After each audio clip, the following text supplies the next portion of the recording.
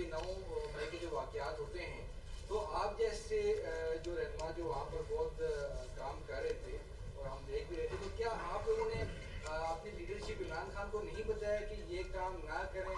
اور آج جو فیس کرنا پڑ رہا ہے عمران خان کو، سمجھتے ہیں کہ ان میں ان کا بہت بڑا کردار ہے؟ اگر وہ یہ باتیں مانتے ہیں آپ لوگوں کی تو شاید ان کو آج یہ دن نہ دیکھنا پڑتا۔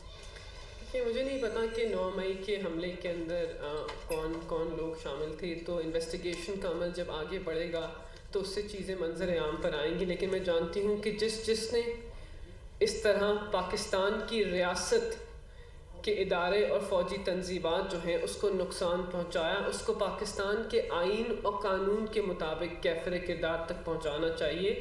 اور آئینی اور قانونی تقاضے جو ہیں ان کو ہمیں مکمل طور پر فالو کرنا چاہیے تاکہ کسی کے ساتھ ناانصافی کا جو وہ آگے نہ بڑھے.